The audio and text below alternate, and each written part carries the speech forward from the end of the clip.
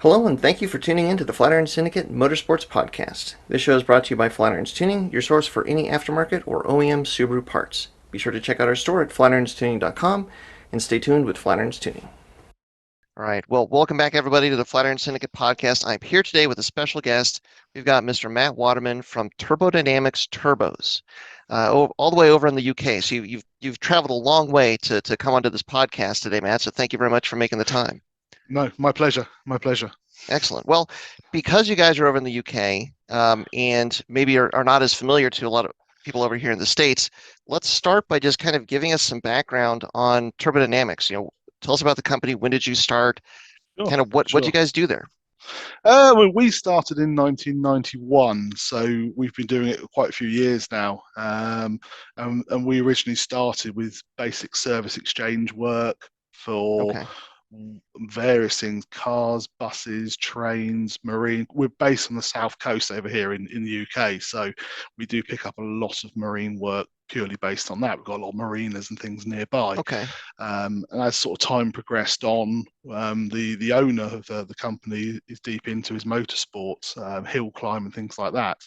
So he started tinkering with turbos and trying to make things go faster. So we were playing with a lot of fast Fords and things in the 90s, which then progressed on into the Imprezas like the mid to late 90s, Okay. which is obviously where a lot of people know us from since then. And it's been going ever since then, adding more and more vehicles to what we do. In terms of upgrade, we still do the servicing and the exchange work as well. That's the bread and butter work. So we're always getting dirty and broken turbos in here from all sorts of things, really. Okay. We're Garrett Master distributors as well, so we've got access to everything in their catalogue, and we can get all the good stuff, all the good toys. We've got full access to, which obviously what we use in the Subaru stuff and the other bits we do, like the R35 GTR. We're also pretty big on as well in that market. So it's just making sure we get the right products for the right people. Sure, sure. So pretty much you guys, anything with turbochargers by the sound of it, and lots of different engines, lots of different turbos. Just Exactly that. Yeah, any size, any shape, as long as it'll fit in the building, we'll have a bash at it. So we've okay. done sort of small turbos from like two-seater sports cars all the way up to sort of big ferry turbos that are the size of a dining room table, sort of thing. Oh, wow. So they all work in the same way. It's just scale.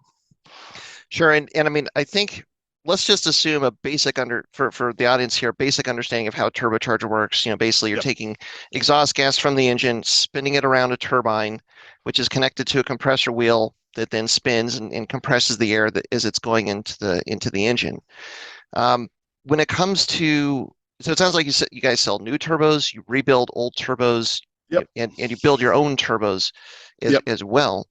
Um, just from a rebuild standpoint, I mean, what is just kind of off the cuff? What is your opinion on like the reliability of a turbo? Is there anything like if you have a turbocharged car that you guys have seen that you should definitely do or definitely not do with the The cars? biggest killer of turbochargers, no matter what it's for, is oil. Okay.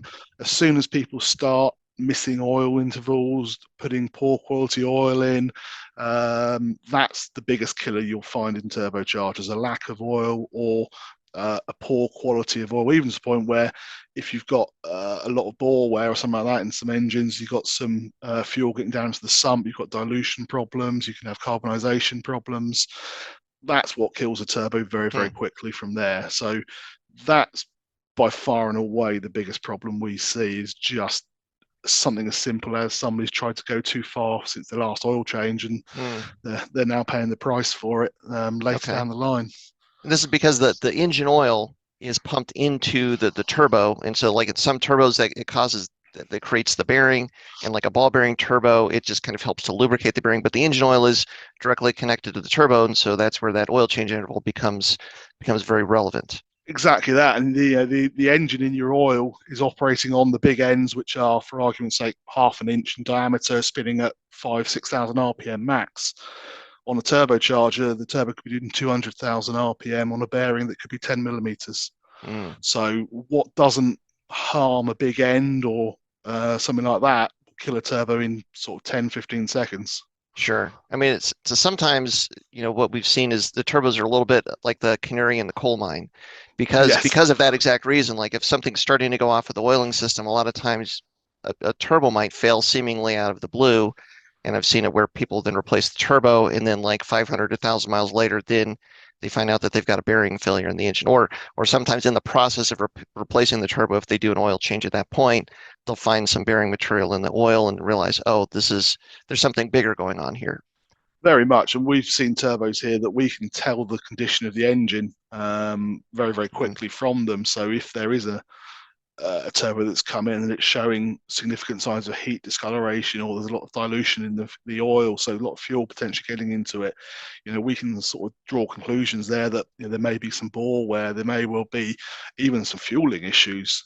Something very simple like a lambda could be out and it's overfueling as a result. Because the fuel is getting into the oil and you can see sometimes there's markers of that fuel contamination in the internals of the turbo. Yeah, we've had it before Mm. where from the sort of the oil galleries in the turbo, you can literally see the separation between the oil and the fuel.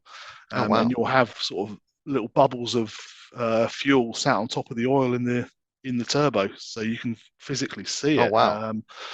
Quite rare that. Normally that's on like a high performance application where they've just gone mad on injectors and they've just not got it set up Sure. right yet. Sure. Um, in terms of rebuilding a turbo, how how intricate is it actually? Like I think you look at a turbo and it kind of seems, I guess there's some people look at them and they go, this seems really pretty simple. And then Yep. others look at it and go, this this seems complicated and it's intimidating. Like there's every now and then like somebody has to clock the compressor wheel or the compressor housing on a turbo, and even that is just like, Yeah. no, that's too much. I don't want to touch it. The answer is it's both of those. There's very few parts within a turbocharger. It's a very, Hmm. very simple device. It hasn't changed its design for nearly 100 years. But everything that's in it is machined to a very, very, very tight tolerance. So we're talking tenths of a thou in some places, and certainly Wow. a couple of thousandths of an inch can be the difference between yes or no on certain things. So, for instance, the seals in a turbo, as people call them, is actually a piston ring which sits in a Oh, groove, and that is tightly toleranced to account for heat expansion. So you could be looking at between sort of 4 and 8 thousandths of an inch is the tolerance between min and max on an installed piston ring on a turbocharger. wow. This is And like obviously, the oil seal on the turbine or the compressor side. yeah, both Yeah. sides. So there, it is a piston ring that sits in a groove that Wow. relies on a pressure differential. So as you increase exhaust pressure as you're driving, obviously you get pressure in the housing. As long as that's significantly greater than the oil pressure within the center of the turbo in the bearing housing, that's the basic fundamentals of how the turbo doesn't leak oil. Okay. And this is where if you have issues with the oil draining or with crankcase pressure pushing back up the drain, it messes up with that pressure differential, can Exactly cause some that. issues. Exactly that. The oil's got to drain somewhere. It's going in at high pressure, 2, 3, 4 bar, even at idle. If Hmm. it can't get out the bottom, it's going to go out the sides, whether that's into the exhaust or into the intake, almost like a pressure relief sort of design, because Hmm. otherwise it's got nowhere to go. Sure. So yeah, as you say, if you've got a breather problem, if you've got a kinked oil return, even if you've put sealant on the return pipe on the turbo, and as you've pushed it on, it's smeared around and just reduced the diameter of that hole. Sometimes that can make a difference. Wow, man. So there's a little some fine details. And I would guess too, just with the rate that they spin, that balancing the turbine shaft, the compressor housing is probably one of those key things, and that's I'm guessing you need a pretty fancy set of machines to do that. Yeah, exactly that. So, and that is the difference in terms of quality of rebuilds. So, a lot of people can assemble a turbocharger, and they're not difficult to put together. Um, but the difference between making that turbo last and that turbo failing very quickly will be the balancing of it. So, there's two different types of balancing in a unit. So you have what's called rotor balancing, so where you've got just the wheel assembly, the compressor wheel and the exhaust wheel put together as a stack, Hmm. and that can be spun normally at sort of a couple of thousand RPM. And an imbalance is measured in that. It's almost like when you get your tires balanced as well. Okay. So with that, with your tire, they find the low spot, and they'll add material onto it to balance the tire out. We work in the opposite way, so we'll find the heavy spot on a wheel, a component, then we'll remove material to balance it that way. So the rotor assembly will balance at normally a couple of thousand RPM, and it's then put together as a complete working unit minus the housings. That then goes on what we call the VSR balancer, which is the high speed balancer, which can do 200,000 RPM depending on turbo size. Wow. And that measures the whole imbalance of the stack. So every single component in there will all be machined to a tolerance, to a concentricity, to a flatness, to a bore size. When you stack 7 or 8 of those up, if 2 or 3 of those are out in different planes, then it will throw the whole rotor assembly out, and that'll be why a turbo can potentially fail very quickly in its life. Oh, so wow. That's why we balance them quite fast. And like you say, yeah, it's a specialist set of machines that do that. Sure.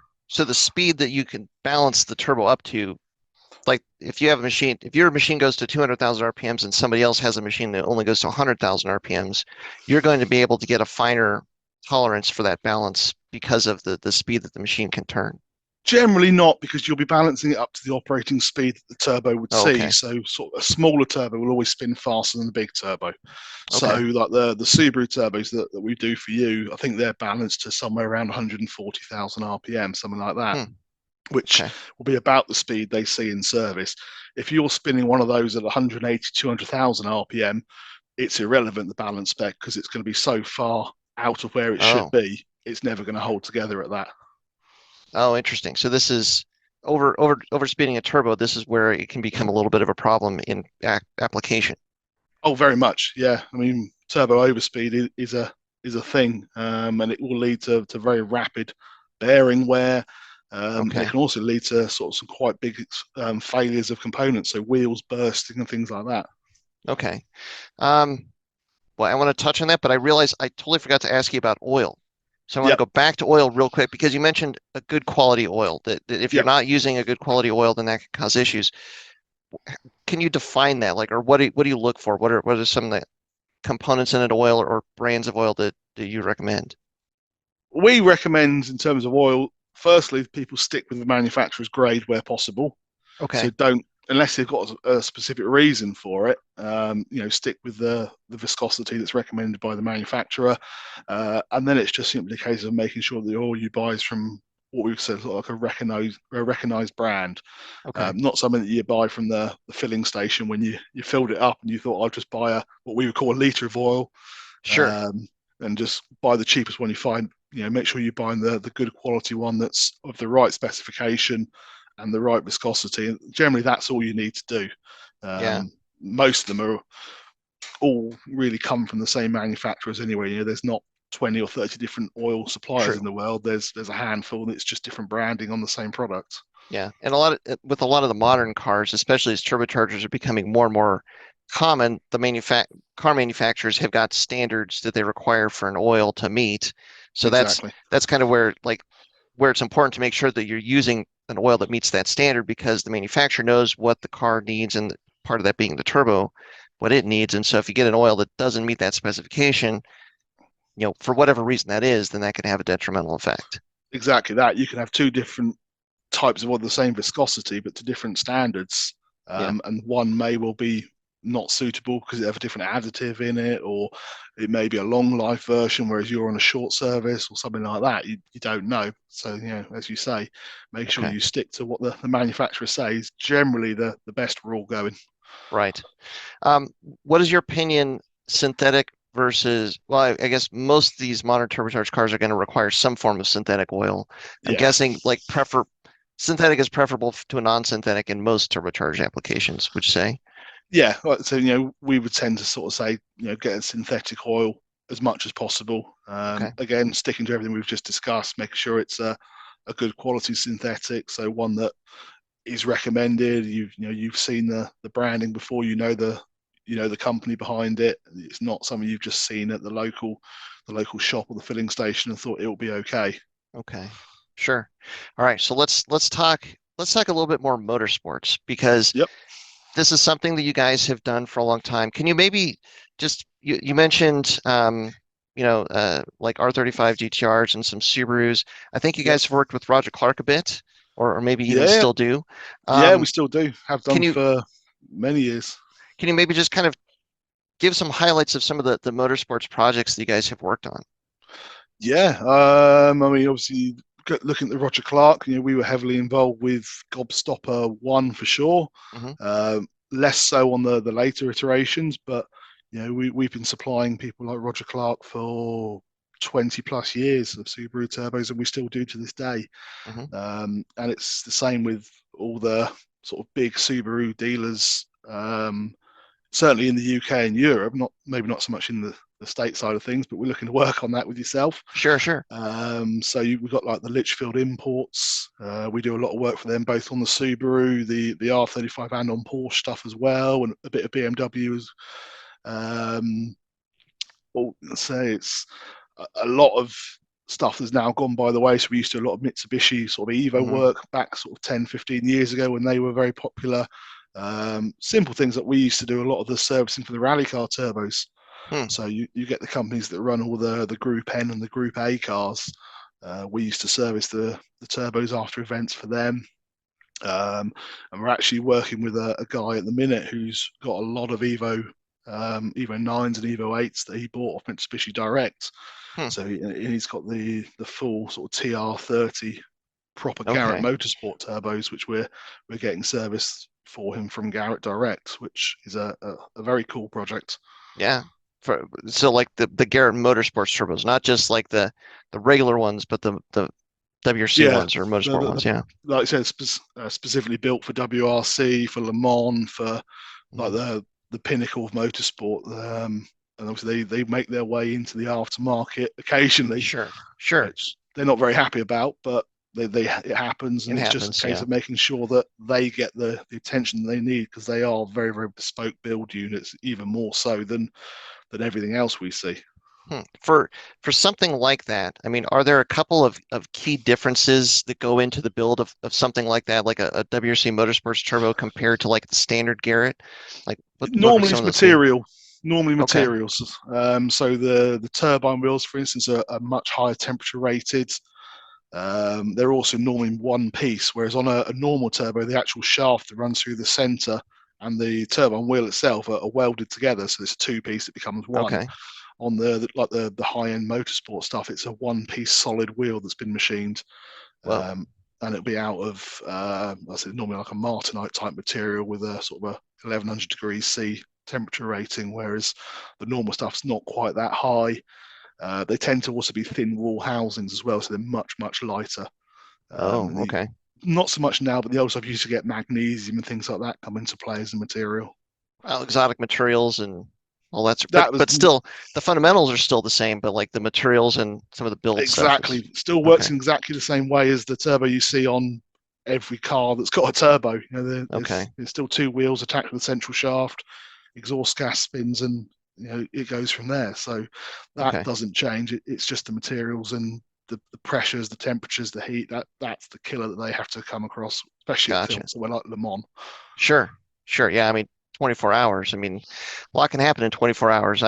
Yeah, turbos, they don't like to, well, they wouldn't typically like to run for that long, usually. No, no, Yeah. they're not designed for that sort of a burst at that sort of sustained temperature and speed, because they are seeing probably 1,000 degrees C fairly Oh, yeah. regularly, exhaust gas temperature at that, and they're always got the turbo spinning, so the turbo's seeing north of 100,000 RPM at 1,000 degrees for hopefully 24 hours.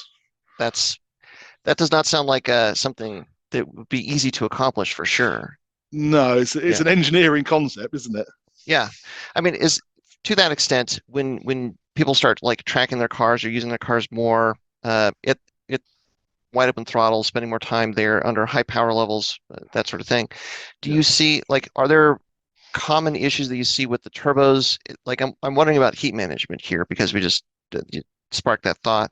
Like yeah. as far as like if you like turbo blankets, like you're surrounding the turbine, the housing to keep the heat in to try and increase some of the spool up, some of the efficiency of the turbo, but you're holding that heat in. Does that put more stress and strain on the turbo? Some things like that. Yeah, it can. I mean, heat management is something that we do push quite hard, Hmm. because it's often overlooked. I certainly feel, And we work very closely with a company over here called Zerkatech, who do the ceramic coating on various things. I mean, we do it on the exhaust housings for a lot of the turbos we do, but they can do manifolds, downpipes, the lot. Because as you say, that heat that radiates from the turbo is a killer to everything. Not only is it wasted energy, it's pushing your intake temperatures up 5-10 degrees over a sustained period of time. If you've got a wiring loom that's running close to the manifold or the exhaust housing, you're going to go through that quite easily. So keeping things cool where they need to be cool, keeping things hot where they need to be hot is obviously something that is very, very important. The sort of effect that has on the turbo is a little bit of the kicker in that. So by keeping the heat more localized, you are potentially going to accentuate any sort of natural cracking that's going to occur within the turbo. So sort of all turbos, because they're essentially cast, the exhaust house are always going to crack through thermal cycling. So it gets hot, gets cold, gets hot, gets cold, expands, contracts, etc. So the higher you push that envelope, the hotter it gets when it's hot. The bigger the delta between hot and cold means it's potentially going to crack at a quicker rate.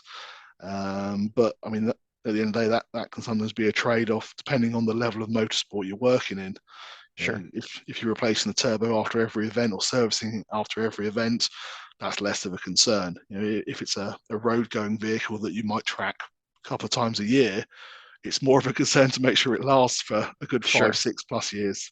Sure.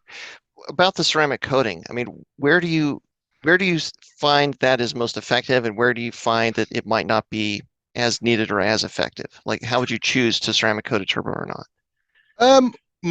The general rule we work to is if it's going to see even like a 20-minute track session, something like that, you're probably going to see a small benefit from it. Whether that would just be a few degrees drop in intake temperatures, if there is, as we said, something running close to the turbo wiring loom, something like that, if it's just going to stop that potentially getting damaged, we would say, it's worth certainly looking at. It's not a cheap process, right? But it's something that's worth doing. For a normal road vehicle, it's probably not something that's as important because they don't tend to live at the higher RPM, the higher rotor speeds, therefore the higher temperatures. So it's probably not so much of that. But saying that, a lot of the manufacturers now, Audi, BMW, are putting sort of heat wrap, heat shrinking on the exhaust manifolds and exhaust housings off their turbos from factory. So they're just obviously to keep the aware. Heat contained. Yeah. They're very aware, and especially on the bigger stuff where they run the turbos in the V. So like the hot V on the BMWs and the Audis, they've got heat management very, very much at the forefront of they're working on that. Kind of has to be, because it's just like in a Subaru, the turbo's kind of off to the side, so you've got a little bit of room to work with. So you have some choices. But yeah, you get the turbos like sitting right on top of the engine, right on top of the radiator, like with the Mitsubishi or something like that, or some of these new Subarus. Heat management has to be something considered. Things like the M5, where you've actually got the turbo sat in the V of the engine. That's a lot of heat there that's not going to dissipate. Right. With the ceramic coating, so of the turbine housing, is it just the outside, or is it the inside and the outside of the housing? Just the outside. Just the outside. So they don't coat the inside, purely because you just want it to form a barrier. So to prevent the heat from radiating out. Exactly that. So the housing will act as the radiator. Then you've got the barrier on the outside, and they'll claim sort of a 60 to 70% reduction in temperature if you go for the sort of the top end coatings, which is drastic. That can be a huge difference, especially if you're going to be seeing prolonged temperatures. If you can get that under control, then, and no one else is in whatever field you're racing in, that could be the difference between winning and coming nowhere. Sure. And keeping that heat contained, that brings up reliability. Just like I said, intake temperatures, wiring, and anything that's around in the area where the turbo sits, if you can keep those temperatures more under control, more close to their normal, that's a benefit for everything that can see the turbo. Yeah, and obviously the heat is energy. So any heat that's dissipated from the turbo is a waste of energy that could be used to drive that turbo faster, harder than it currently was. So it'd be like trying to fill it's a balance. It'd be like trying to fill a bucket with a hole in. If you're constantly bleeding a bit of heat, you've got to put more energy in to compensate. Okay, so the ceramic coating might actually bring up a little bit of efficiency too, because it's preventing the heat from radiating, so it's keeping it in the hot side, keeping the hot side hotter. Exactly. It's more the way I like to think of it is it's more reducing the loss than making an improvement. Right. So I don't think it's going to give you anything over if like an ideal circumstance. However, Okay. if you are subjecting it to a lot of use, a lot of heat, a lot of track work, whatever you're doing, it's going to stop that bleed off or reduce that bleed off to just Okay. maintain as optimal a performance as you can possibly achieve. Gotcha. Perfect. Okay, so that leads me into, so my next question about these turbos is the hybrid turbos. So I think on your Mm-hmm. website, if people go to Turbo Dynamics UK, you've got a lot of the OEM applications and OEM turbos, and then you have your hybrid turbos. I think it's even a separate page from the main website or something. It used to be, yeah. We're trying to bring Okay, it all into one at the moment, yeah, actually, yeah. and this is what all turbo manufacturers I think figured out. I don't know. I don't know when it came around, maybe 80s, 90s, whatever, which is that you guys work with Garrett, Mitsubishi, IHI, all these different companies that make turbos. And so like the first thing people started doing is like, well, I have this car, but I'm going to take the turbo from this car and put it on this because it somehow fits or you make it fit. Yep. And it has different characteristics. And so there's some benefits for that.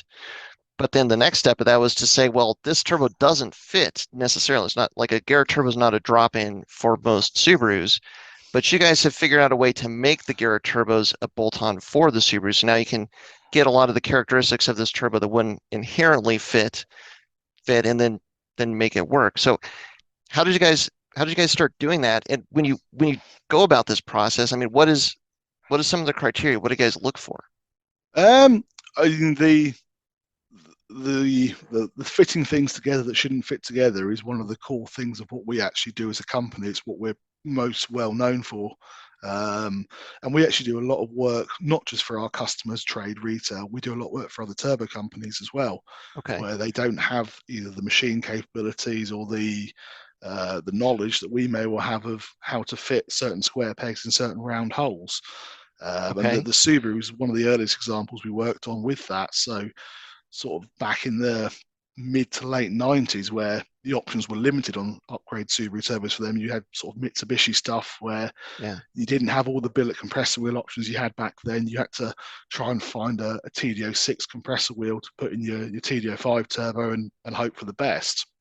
Hmm. At the same time as that was going on, Garrett were releasing these performance ball bearing turbos in the market, Yeah. which both as a retrofit and on things like RB26s and SR20s and things like that as a standard fit. Hmm. And we thought, well, that's a good option. That's a good performance thing to offer, but it doesn't fit on a Subaru. So we Right. had to come up with a way of making it fit the exhaust housings of the Subarus, which is what we started doing. So we were buying lots and lots and lots of sort of IHI exhaust housings, and lots of Garrett cores, and we were machining bits, we were welding bits of metal in to make the two pieces fit together. Hmm. So you could essentially then have your Garrett ball bearing cartridge, which is what the difference maker was, because back then, you could gain 500 plus RPM just by going for a ball bearing cartridge over a Okay. non-ball bearing cartridge. So For that for was, spool up. yeah, night and Yeah. day difference. Hmm. And the Subaru was probably the first thing on the market where we really cottoned onto that and started doing it as a semi-mass production sort of thing. Okay.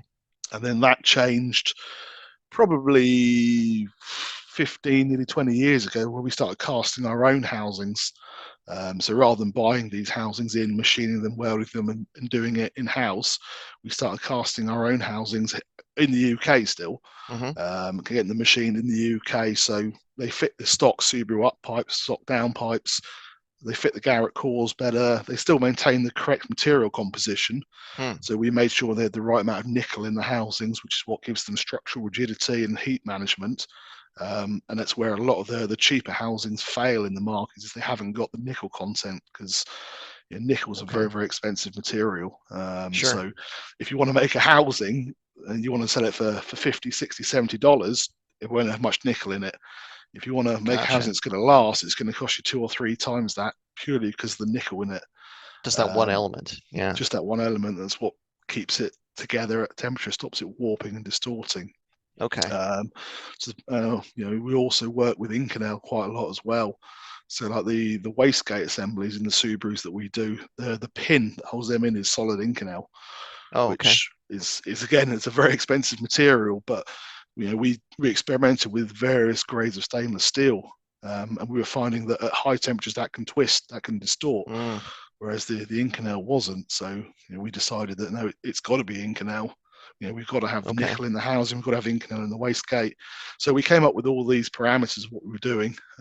So we got the housings made, and we're still making them to this day, still using the Garrett technology. The ball bearing cartridges haven't really changed much since 25 years ago. It's just the billet compressor wheels, the newest thing now. And why is that? What are some of the benefits of a billet compressor wheel? Why I pretty much every turbo has this now. It became kind of like the buzz, that everybody wanted to have the billet compressor wheel. What are the benefits? Why do that? There's lots of benefits for it. I mean, from a customer perspective, besides the appearance of it, because they look pretty cool, especially when you can anodize them as well, they are lighter because of the way you can machine them. I mean, the thing that blows people's mind is the actual billet is heavier than cast. Okay. So if you got a cast compressor wheel and you manufactured a wheel out of billet of exactly the same dimensions, exactly the same blade thicknesses, everything, it would weigh more. But because it's billet, it's harder, it's tougher. You can make the blades thinner, you can make the back thinner, you can shave material off the center hub.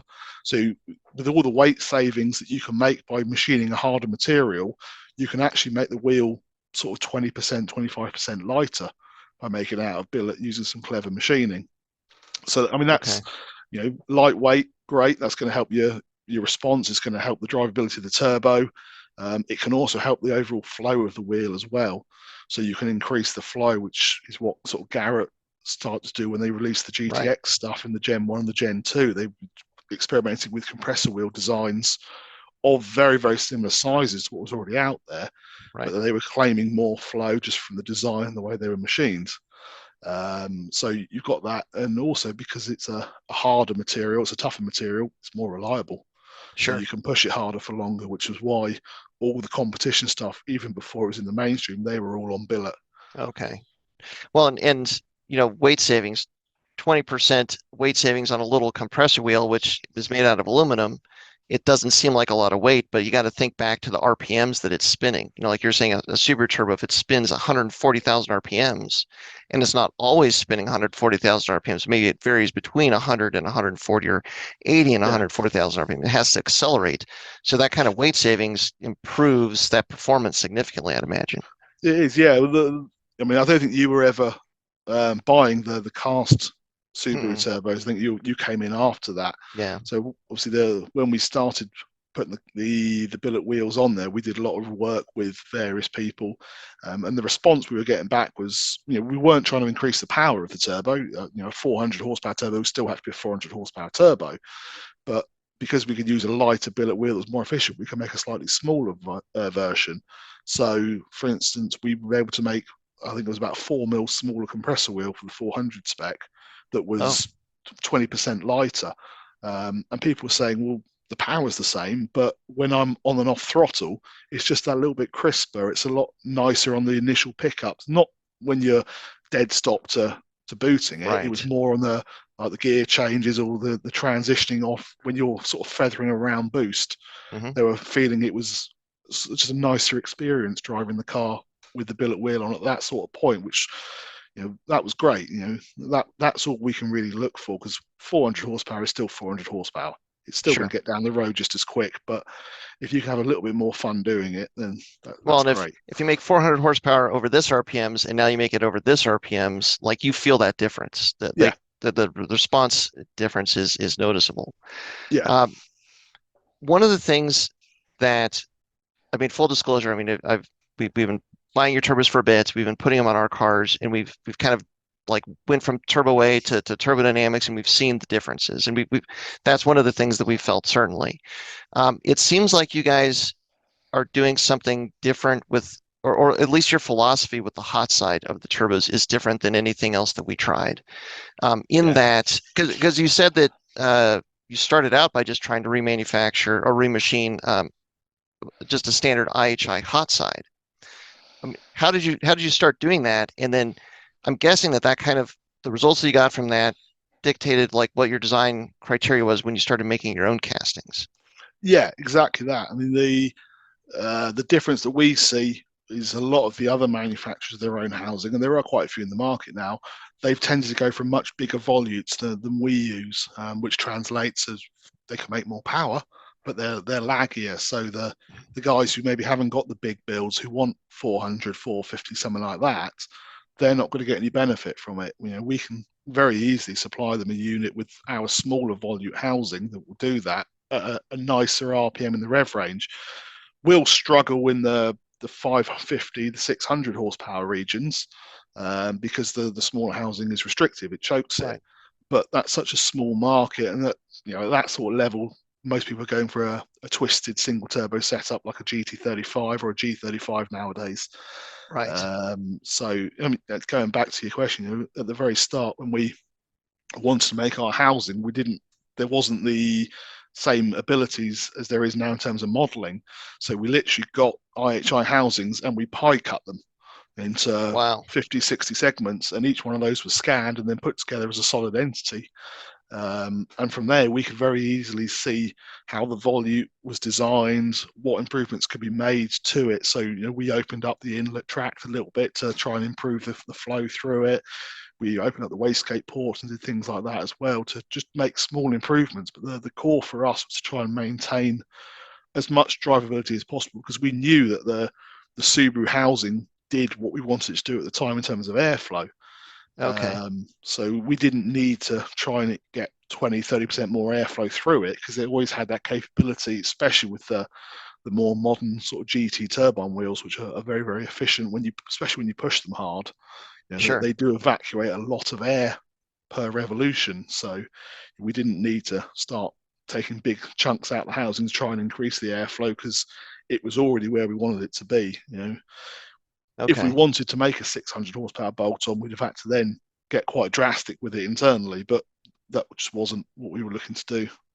So and that's the response is the biggest difference that we saw. We knew that it's tied to the build of the turbo, but really tied to that hot side being as small as it was, because that's what gave us that mid-range power. And with the Subarus, that's such a challenge because of how far away the turbo sits. A lot of these other cars, especially more modern cars, where they're bolting the turbo sometimes directly to the cylinder head.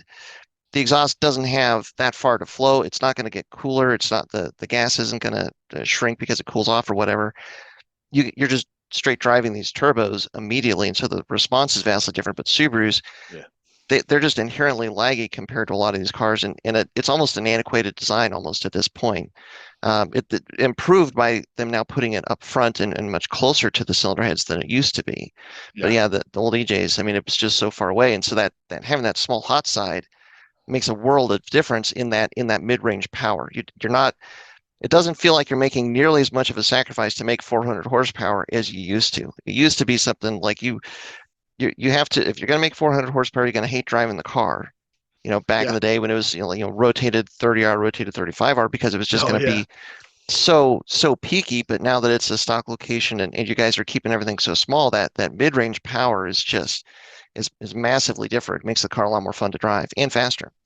Yeah, faster around the track. Trying to convince people that you don't need a 500 horsepower GT30R rotated setup. Buy a 400 or a 450. 400 horsepower, 400 foot-pound of torque will get you around the track plenty quick enough if you know what you're doing.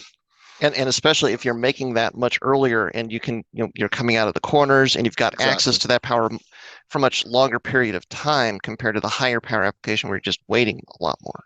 Yeah, it's a big difference. Chances of finding somewhere where you can use with a long enough straight, that GT30 and really open it up.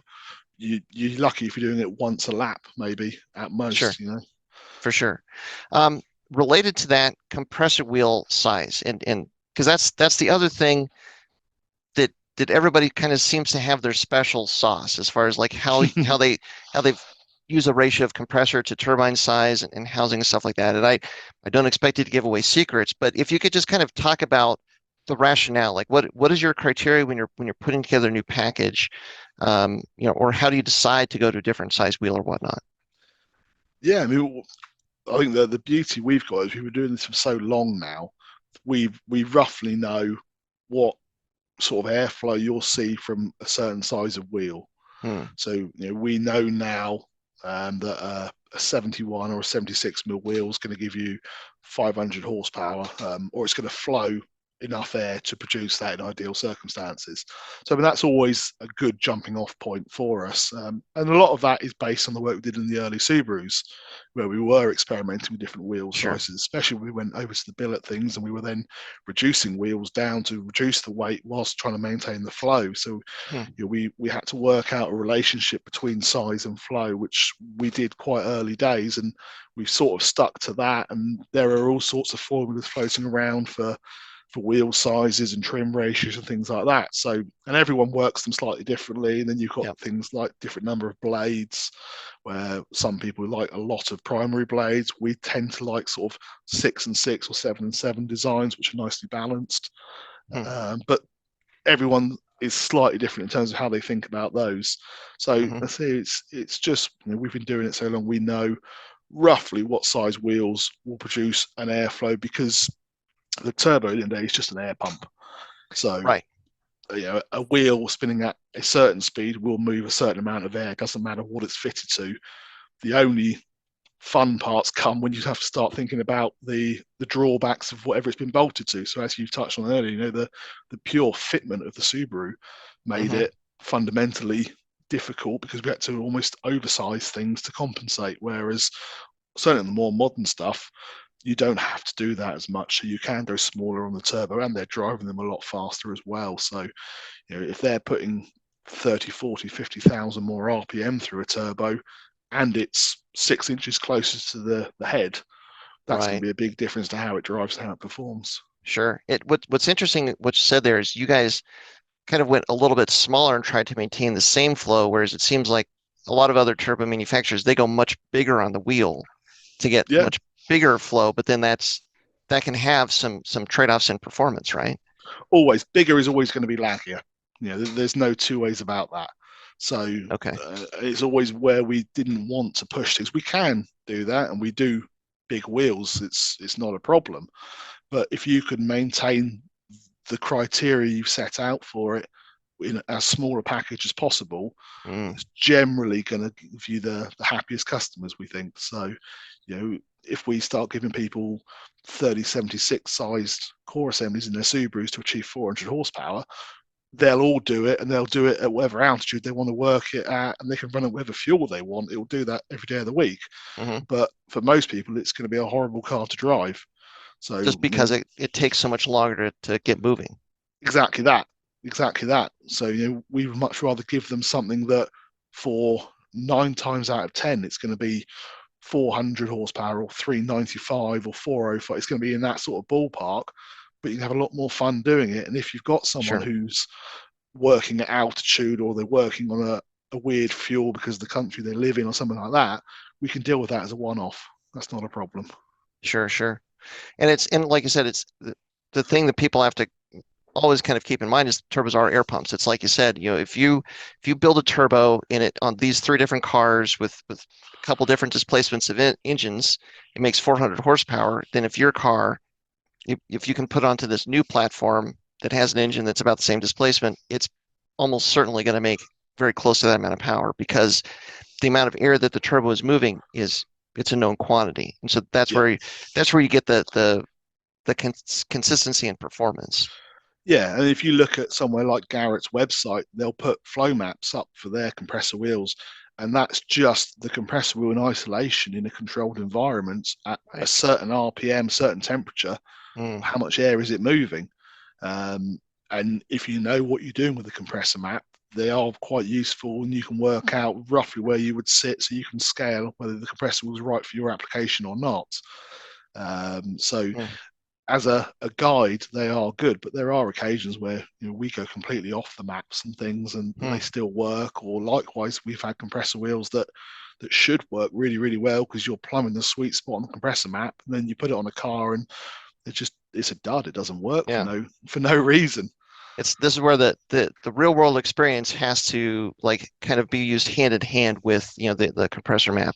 Yeah. Exactly that. We'll use information as it's given to us, and from experience, and try and put it all together. And sometimes we get things that we know, well, sometimes this combination doesn't work.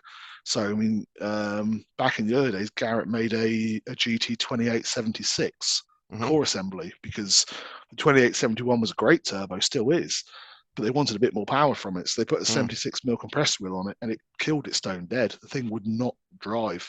It was horribly laggy in every application. So on paper, it was great. If you looked at the compressor map alone, a 76mm compressor wheel will flow you 550, 600 horsepower on some applications. But a GT28 turbo wheel just was not big enough to drive it. So again, the real world experience of that was, we don't want to use that sort of spec. We'd much rather change things up. So sometimes knowing what you learn the hard way works better than what it says on a bit of paper. Trying a bunch of different combinations and finding out what works and what doesn't, that's huge. 100%. Yeah. Which is why we're lucky to work with some of the guys we work with who they want the same thing. So they're happy to sling things on and try it out. Feedback. Yeah. Okay. Well, as we're winding down here, Matt, because I know it's the beginning of our day, but it's towards the end of yours, so I don't want to keep you too late. But you mentioned the new Garrett G Series turbos, and I just wanted to ask you about that because they seem to be a big change in turbo design, or a big step forward, at least in some of these aftermarket turbos. Can you talk a little bit about what is different about these new, like the G25, the G30 turbos from Garrett compared to like the 30 GTR 30 Gen 2 and those sorts of things? The differences mainly comes down to the design. That they've learned a lot, Garrett, obviously, and everyone has over the last 20, 30 years as technology's moved on. And they started putting differences in design on the GTX Gen 1 and Gen 2 stuff, where they played with the billet compressor wheels. They didn't change the exhaust geometry on anything. It was still GT28, GT30 as it was sort of the turn of the century. The G series stuff allowed them to completely start again in terms of how the wheels looked, how they were designed, the blade shape, the blade design, those sorts of things. And that's where they started seeing big improvements. So the G series is fundamentally smaller than a GT unit. So if you wanted a 600 horsepower turbo, before you'd be looking at, you could probably do it on a GT30R if you really push it, or you want a GT3576 sort of thing. Whereas now you've got the G30 or 770 is a perfect example, which is smaller than a G35, and yet, a GT35, and yet it will flow what you used to see from a GT35 10 years ago. Wow. So that's the change. It is just basically ground up. Everything is different. The turbine side, the hot side, the compressor side, they've all improved it all. Yep, everything's redone. Even the bearing cartridges have a different design. The materials are a slightly different design, slightly higher grade materials in the exhaust wheel. It was a clean slate for them really, and they've done really a lot of good with it. And we try and use the G series where we can, but there's a lot to be said for the GT stuff. Don't think the GT stuff isn't still in use, because we still use it in the Subaru. We're using a lot of R35 stuff, and a lot of the more bespoke stuff we'll still use it because we've been playing with GT for 20 plus years. We know where it's you a known can push quantity. It. Exactly. We know how to fix its little quirks. A lot of them Garrett fixed themselves as well.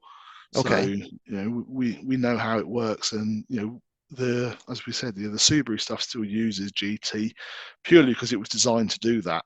We did experiment with G series on the Subaru when it first came out, and we got some housings machined for G series, put them on some test cars, and they responded realistically about the same as we were seeing on GT. So we weren't moving the game forward, certainly in terms of power. There was no real difference in terms of drivability. Only thing that improved or went up was the cost, significantly so. Do you think that is in part what you had to do to the packaging to get it into a stock location set of housings, where it kind of took away some of the advantages of the new G design?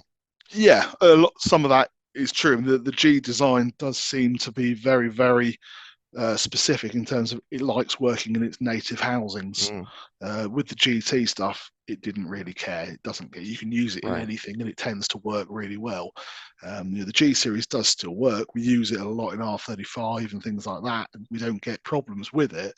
But by the same token, we've done testing on people with R35 where they've used the OE manifolds with like a G30, and then they've put a G30 with the proper native G30 exhaust housings and proper tubular manifolds on, and they were seeing sort of 100, 200 horsepower gains just from the setup change. So just from staying with the native housing.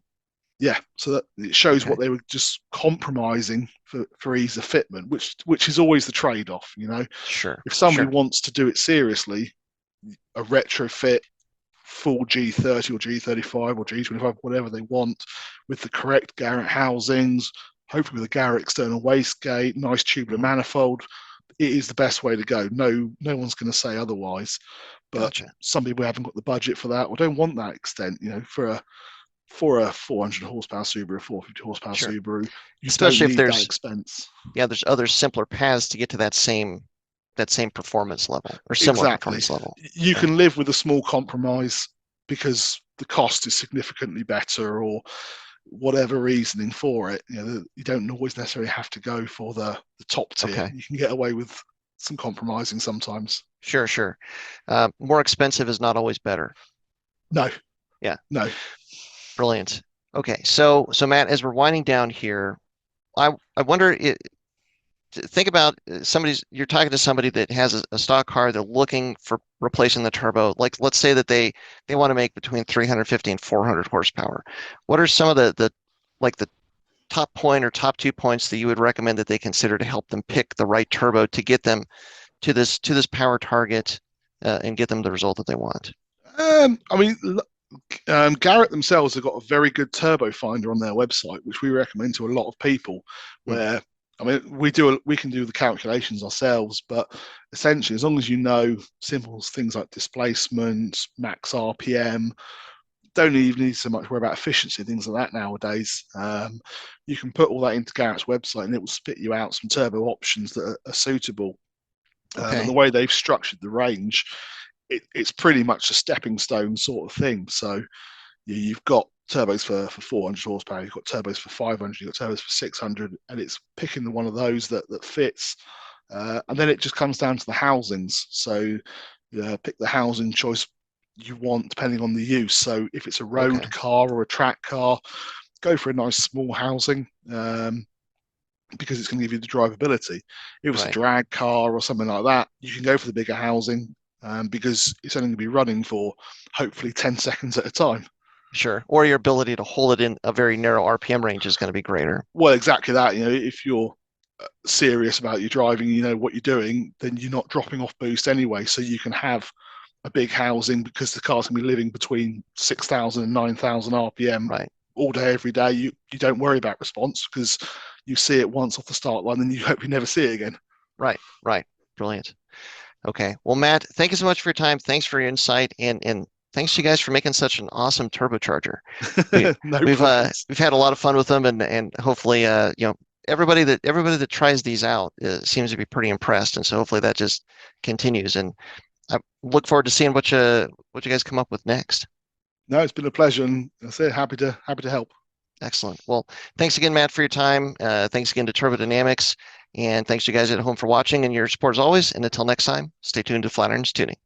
Thanks everyone for tuning in to the Flatirons Syndicate Motorsports Podcast. Once again, we'd like to let you know that your support is what makes this show possible. Be sure to check out our online store at flatironstuning.com for any of your aftermarket or OEM Subaru parts needs. And as always, stay tuned with Flatirons Tuning.